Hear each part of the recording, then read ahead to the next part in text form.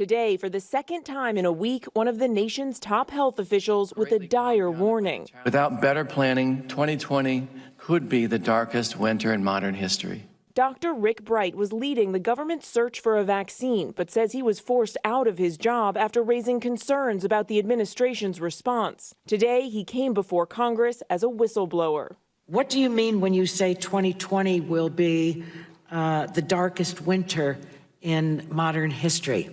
The window is closing to address this pandemic because we still do not have a standard, centralized, coordinated plan to take our nation through this response. Time is running out because the virus is still spreading everywhere.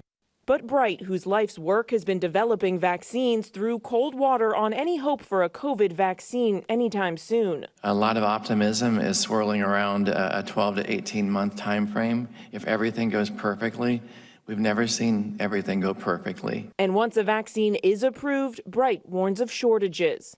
We need to have a strategy and plan in place now to make sure that we can not only fill that vaccine, make it, distribute it, but administer it in a fair and equitable plan. And that's not the case at this point. We don't have that yet, and it is a significant concern. Bright says early inaction by the government cost lives, especially those of healthcare workers. He described the moment he realized the federal response was falling short, detailing an email he got from a manufacturer saying their supply of N95 masks was decimated. And he said, we're in deep, the world is, and we need to act.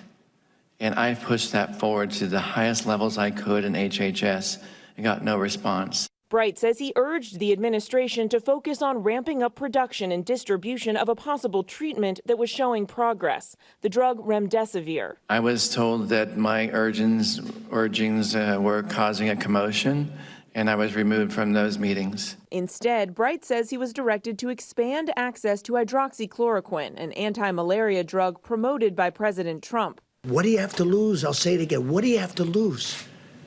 Take it. I think it could be a game changer. But hydroxychloroquine is not approved to treat coronavirus, and at least one early study found a higher rate of death among patients who used the drug compared to those who received standard care. The FDA has warned it should not be used outside a hospital or clinical setting. But Republicans still pressed. So was it because the president was encouraged by the use of this drug that you became discouraged by it? It had nothing to do with politics, sir. I wanted to make sure that Americans were aware of the risk of this drug.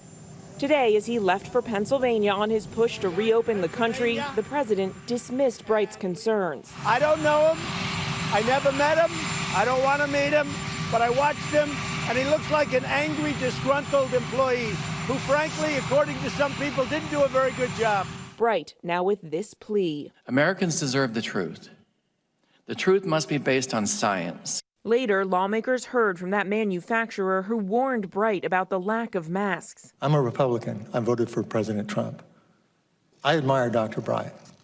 I don't know what he did in all of his other activities, but I think everything I've heard and every time I've talked to him and everything he said here made a lot of sense, and I believe him. All right, so let's get right to Mary Bruce tonight. And Mary, setting aside the politics here, which is becoming increasingly difficult to do, for folks at home who simply want to know what's the bottom line here on any hope for a vaccine, because there seemed to be a bit of a reality check again today on this front.